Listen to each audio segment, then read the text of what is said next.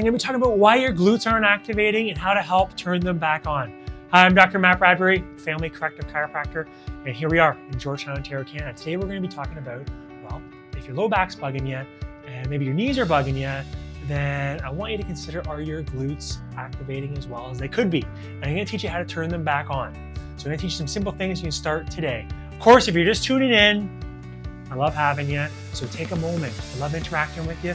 Make sure you subscribe, like, and that way we can connect some more and share the message of health and help you get healthier, and we can do this together.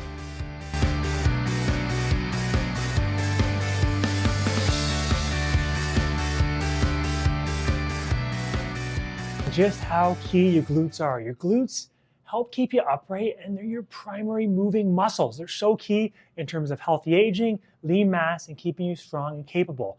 And oftentimes when they're underperforming, you may notice it in your low back, you may notice it in your hip flexors, really tight hips, your hamstrings, your knees. So some things to keep in mind. And that's why I'm going to share with you reason number one is too much sitting and just your hip flexors getting really tight. So what I'm going to teach you today is just how to get on the soft tissue ball and do some work. This is something you can keep at your desk. This one right here I really like, or you can keep just something like a lacrosse ball. If you want something bigger, you can get even a softball would be useful. So remember, if you practice this position over and over again, guess what? Your muscles, you're going to get good at this position. And muscles are probably going to get shorter, a little bit tighter, especially if you're stressed and more fight or flight dominant. You're going to be doing potentially, now I'm exaggerating it, one of these. So what you want to do is start loosening up your hip flexors. What you're going to do is grab this ball, and you can actually hang out just like this. You may find at the crease of your hips, you have some trigger points. Now breathe. You may hang out here until it gets a little bit easier, or roll around to the next one. And this is a really great one that you can do in the evening, or you can keep it at your desk, and you can even work on your soft tissues like this, work on breathing 60 to 90 seconds, or come on over here. And you can also be working on, well, right through here, the top of your glute med muscle, which just like this, I'm leaning in. Now, oh, you got some trigger points there, breathe. And when you get it, it's a little easier, you can move on to the next one. I'd do both sides. Even if you're noticing one side more than the other, I'd still work on both sides to help get those glutes moving better and help you perform at your best. And of course, take a moment to actually stretch your hip flexors. Multiple times a day, you can get into this position. I'll spend 60 to 90 seconds when I'm doing this, just like this.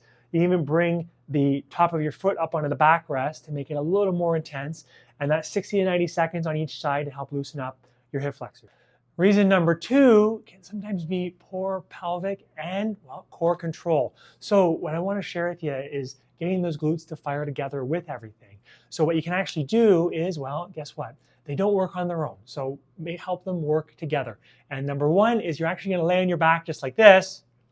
And I'm going to actually have you work one at a time. So what you're going to do is just put your foot flat here, straighten this leg, come up, squeeze, and back down. Really focusing on keeping your core muscles stiff, firing your glute, your hamstring, helping all work together. And when you do it, you're going to work for 10 to 15 reps on each leg. Now, because you want the core to work with your glutes to help support your low back, your knees, and help it all work together, I'm also going to have you come down to the side plank. Now, this is one that I really like. You're going to do it from the knee for this time around. Start with the beginner version.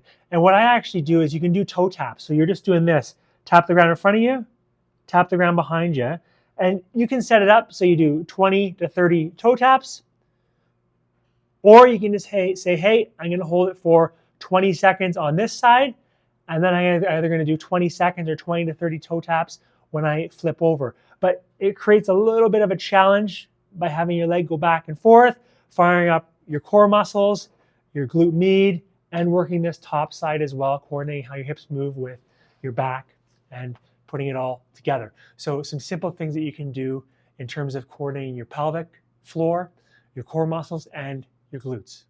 Now, reason number three, lack of hip and thoracic mobility. Big contributing factor in terms of how you move. And if you're not moving properly, you'll often begin to compensate upstream and or downstream. So one of the things that I will start with, well, guess what? You guessed it, this roller, just like this. You do some thoracic mobility, help open you up to extension, especially if you've been sitting like this for 40 hours a week. So what you're going to do, just like this. And when I'm here, I'll actually put my hands over my head in the letter Y position. and hang out. You can roll up and down, breathe. You may find that you get a spot that's really tender, hang out there, breathe.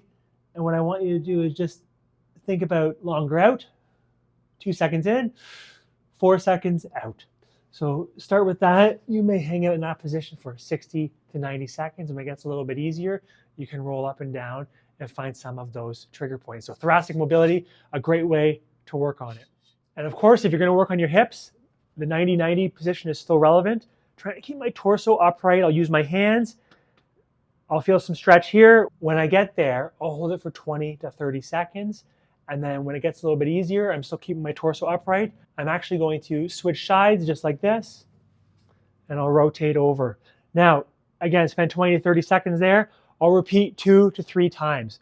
So you'll notice there, for reason number 3, we're talking about lack of thoracic mobility and hip mobility. So some simple things that you can start on, some great stretches to start with right now. So as we wrap up, remember, we're going to work on getting your glutes to fire better. And if they're not firing very well, these are some important things to consider, especially upstream, downstream, mobility, some stretches you can do, and some activation exercises, not just of the glutes, but also of the core muscles and the top of the glutes. So some important things that you can start doing today. And remember, stick with it consistently for that 60, 90 days. Start stack things and compound them to notice a difference. Of course, remember, as a corrective chiropractor, the health of your spine and nervous system. Many people, when they first come to see me, will have done many of these things, but they have not addressed one simple component, the health of their spine and nervous system. And as a corrective chiropractor, yes, you want to know how your spine moves, but also whether or not the nerves are irritated. And these nerves control your muscles, organs, and help with how you heal. So some really important things to consider.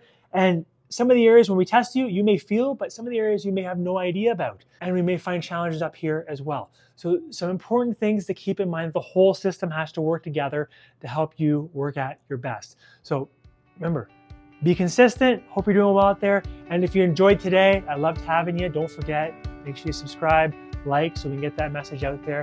I simply can't do it alone. I got a big mission in terms of helping people understand their health. Spinal health is vitally important, and you need more function to build more health. I will leave you with that. And remember, you're far stronger, more resilient, and resourceful than you may have been led to believe. Bye for now.